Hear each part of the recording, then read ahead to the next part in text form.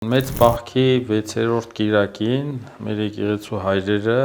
սահմանել են որպես գալստյան կիրակի։ Առաջին գալստյան, մեր Տեր Հիսուս Քրիստոսի փրկչական գալուստը, որ եկավ ծառայակերպ, եկավ խոնարհաբար, բայց երկրորդ գալուստը գալու է ավելի ահեղ, Աստված հակառակ է վախին։ Ճշմարիտ քրիստոնյան ձերբազատված է վախից։ Պողոս առաքյալը նկարագրում է հոգևոր մարդուն, թե հոգևոր մարդը ինչպես պիտի լինի։ Կռվող չարի դեմ կա հատուցում, եւ այդ հատուցման օրը յուրաքանչյուր մարդու համար տեղի է ունենալու, անխուսափելի է սա։ Սիրո Աստված է Հիսուս Քրիստոս եւ սիրով է գալու, անգամ այդ դատաստանը ահեղ, ասում ենք ահեղ, բայց լինելու է շատ սիրով։ Օրհնեցեք Տեր Հեր։ Աստված օրհնի Անեջան։ Ինչպե՞ս եք Տեր Հեր ջան։ Փառքաս դուք։ Լավ, շնորհակալ եմ։ Տեր Հեր, այսօր խոսելու ենք Գալստյան կիրակի մասին, հասկանանք, թե ինչ խորհուրդ ունի օրը մեզ համար։ Մենք փաստորեն նշում ենք Քրիստոսի երկրորդ Գալստյան մասին, հիշատակում ենք նաև առաջին գալուստը։ Ուրեմն մեծ պահքի 6-րդ կիրակին մեր եկեղեցու հայրերը սահմանել են որպես գալստյան կիրակի։ Մենք խոսելով գալստյան կիրակի մասին չենք կարող չանդրադառնալ նաև առաջին գալստյան, մեր Տեր Հիսուս Քրիստոսի փրկչական գալուստը, որ եկավ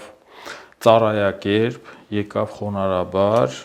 բայց երկրորդ գալուստը գալու է ավելի ահեղ, ավելի դատական ձևով, ահեղ դատաստան ենք ասում, եւ իհարկե շատ այդպես չվախեցնենք մեր հանդիսատեսին, բայց Հիսուս առաջի գալստով սերմնացան եղավ։ Իր բարի հունդերը սերմերը ցանեց մարդկանց փրկության առաջնորդելու, այսինքն թե Աստծո խոսքը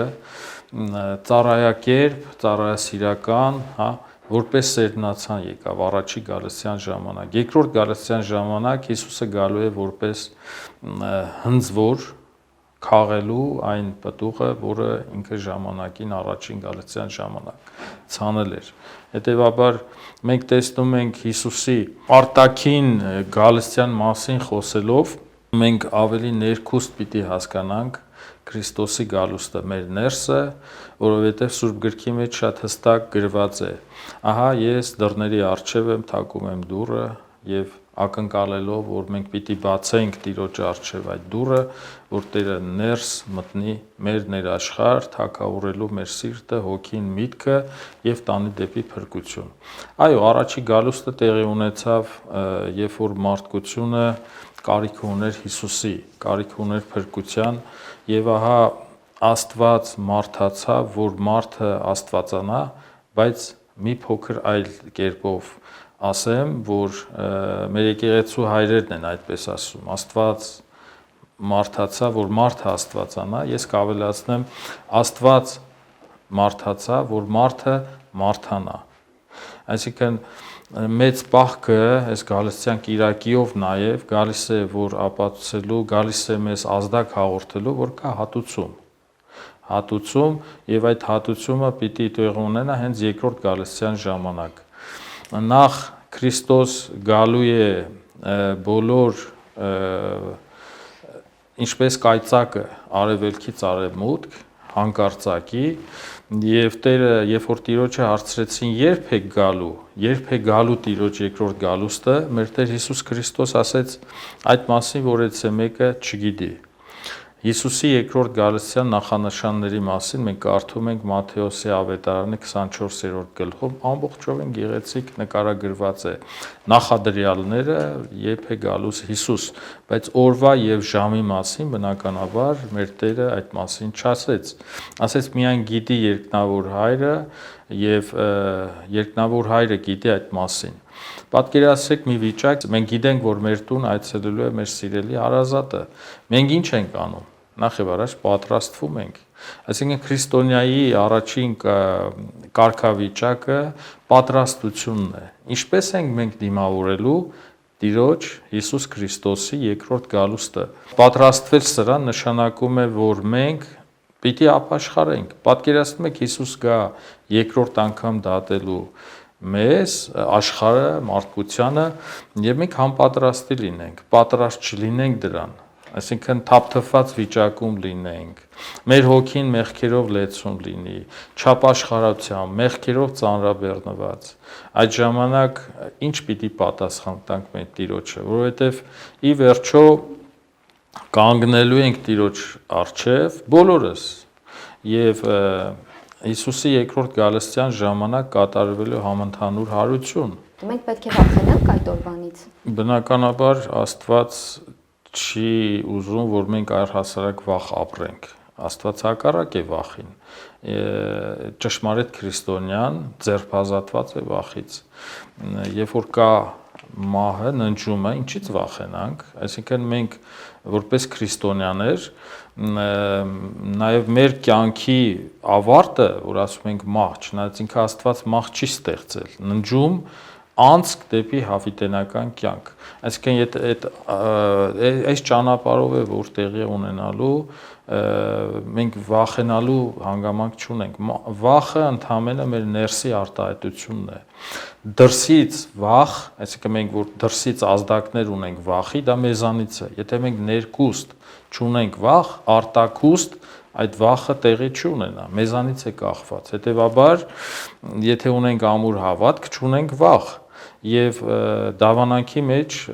ասում ենք, վախճանաբանություն, բայց սա մի քիչ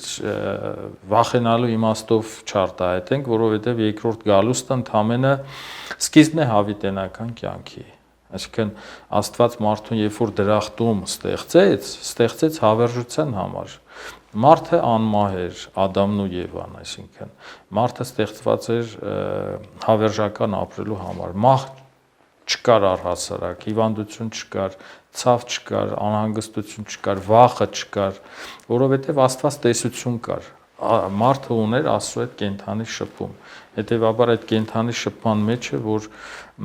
մենք նաև հավատում ենք հավերժական կյանքին։ Վերջավորությունը առհասարակ երկրորդ գալուստը համարում նաև մարդու ննջումը։ Ի վերջո երկրորդ գալստի ժամանակ հառնելու են բոլոր մահացածները եւ կանգնելու են Տիրոջ դատաստանի առջև։ Եվ սրա համար մենք այսօր պիտի մտածենք այդ մասին։ Վաղը ուշ է, երեկը անցավ, վաղը անորոշ է, այսօր պիտի մտածենք մեր փրկության համար, այսօր պիտի աշխատենք դրա համար։ Վաղը ուշ է լինելու, հետևաբար մեր Տերը ասում է, որ մի հետաձգիր քո պատրաստությունը, որտեվ նաև սա հաշվետվություն է։ Երբ որ Տերը գա երկրորդ անգամ այցելի մեզ, մենք արդեն ապաշխարության առիթը բաց թողած կլինենք։ Այսինքն այսօրն է մեր ապաշխարության, մեր քրիստոնյա մաքրվելու, Տիրոջով մաքրվելու, ապաշխարելու օրը, այսինքն չպիտի հետաձգենք սա եւ քրիստոնյայի համար մշտապես պիտի լինի այս գալուստը Տիրոջ, այս ակնկալիքով, որ այսօր պիտի գա Տերը, երբ որ մենք եկեղեցու հայրերը նույնպես այս մասին խոսում են, որ եթե ամեն օր մտածես քո վախճանի մասին, որ դու մահկանացու ես, մեղք չես գործի։ Այս ակնկալիքով, այս հաստատուն կամքով է, որ մենք նաև տրամադրվում ենք դեպի Տիրոջ գալստյան, որ մի օր պետք է Տերը գա եւ մենք պատասխանատու լինենք եւ հատուցում լինի Տիրոջ կողմից։ Լավին լավ, վատին վատ, այսինքն փրկվելու ենք թե ոչ, արժանանու ենք դրախտի թե դժոխքի։ Հետևաբար գալուստը ամենօրյա խնդիր է, պիտի լինի մեզ համար։ Այսինքն մենք մտնում ենք մի վիճակի մեջ, որ միշտ պատրաստ պիտի լինենք Տիրոջ գալուն հենց այսօր։ Եվ այդ մասին Տերը շատ հստակ ասում է, որ օրվա եւ ժամի մասին միայն երկնավոր Հայրը գիտի, անգամ Հիսուս չգիտի այդ մասին։ Դեր քիչ առաջ ձեր խոսքում նշեցիք, եթե չեմ սխալվում, Տիրոջ գալուստը մեր ներսում լինելու մասին։ Ինչ է նշանակում, ինչպես Քրիստոսի գալուստը պետք է ակնկալենք ոչ միայն մեզնից դուրս, այլ մեր մեջ, մեր ներսում։ Արտաքուստ գալուստը խնդիրը սա չէ, խնդիրը նա է, որ մենք ինչպես ենք հասկանում Տերը ունենալու մեր մեջ։ Քրիստոնյան, եթե Աստված չունի իր ներսում, ինքը մտածելու բան ունի, ինքը պիտի հասկանա, այս պահոց շրջանը գալիս է այդ վերականգնումը ապահովելու, դրախտային վիճակում մարդը գլորվեց անառակ կյանքով ապրելով, այնուհետև որպես տնտես, թե ինչպես են կառավարում մեր կյանքը, հաշվետու լինենք Աստծուն եւ ահա գալստյան Կիրակի կանգնելու ենք այդ ամբողջ վիճակին եւ փրկություն ստանալու ենք թե ոչ։ Այսինքն քրիստոնյան միշտ պիտի Տիրոջ ներկայությունը իր մեջ զգա։ Հովան Ոսկեբերանը ասում է Աստված այնքան մոտ է մեզ։ Մեր միտքը, մեր ուղեղը, մեր մտածելակերպը ի վիճակի չի սա հասկանալու, տրամաբանելու, թե ինչպես Աստված մեզ մոտ կարա լինի։ Առավել ասեմ, Աստված մեր ներսում է բնակվում։ Ուղղակի պիտի լսենք այս վարդապետին, մեր ներսի վարդապետին, դաստիարակին, որը Հիսուս, եւ լսենք այդ խոսքը, որ մեր հոգին է, այսինքն մեր մեջը, մեր էության մեջը, լսենք պատվիրանապահության ճանապարհով ապրելու համար։ Տեր Հայր, այսինքն ինչ է նշանակում արժևորել Քրիստոսի գալուստը մեր կյանքում գործնական քայլերով, պատվիրանապահությունը։ Մեծ պահքի ամբողջ ընթացքը սա մեզ սովորեցնում է, որ քայլ առ քայլ շատ ճանապարհորդություն է դեպի հարություն։ Այսինքն մարդու ամեն մի քայլ պիտի համապատասխանի ինչքանով հնարավոր է Տիրոջ կամքին։ Այսինքն երբ որ սա ասում եմ, նկատի ունեմ, որ ամեն մի քայլի հետ կապված մեր այս կամ այն քայլերը կյանքում առօրյայի մեջ մենք խոսենք Հիսուսի հետ աղոթքով ինչպես կվարվեր Հիսուսը այս կամ այն բանը անելուց առաջ արժի սա անել թե ոչ այսինքն դրա համար նախ մենք պիտի յուրացնենք սովորենք Աստծո խոսքը Աստվածաշունչ կարդանք մենք պիտի աղոթենք եւ յուրաքանչյուր Աստվածաշունչ կարդացողը կամ հաղորդակից լինողը ինքը զգում է Տիրոջ ներկայությունը իր մեջ եւ քայլում է այդ ճանապարհով, այդ շավող գնում է ինքը։ Հետեւաբար մասնակից լինելով նաեւ ինչու՞ չէ Սուրբ եւ անմահ պատարագին, սա լիցքավորվում է մեր ներսը, Տերը ունենում ենք մեր մեջ, հաղորդակից ենք լինում եւ Աստված բնակվում է հենց մեր ներսում հաղորդության միջոցով։ Տեր Հայր, այս հարցազրույցին պատրաստվելիս ընթերցում էի, որ երկրորդ գալուստից հետո աշխարհը կփոխվի, բայց մենք ինչ պիտի անենք, որ աշխարհը փոխվի մեր քայլերով։ Այսօր քրիստոնյան մեծ անելիք ունի։ Ուրեմն Պողոս Առաքյալը նկարագրում է հոգևոր մարդուն, թե հոգևոր մարդը ինչպես պիտի լինի, կռվող չարի դեմ, այն անհամաձայն լինելու չարին, չարի մխացող նետերին, ուրեմն դիմակայող եւ անհանդուրժող առհասարակ իր կողմից չար արարքի եւ դիմացի չար եկողին։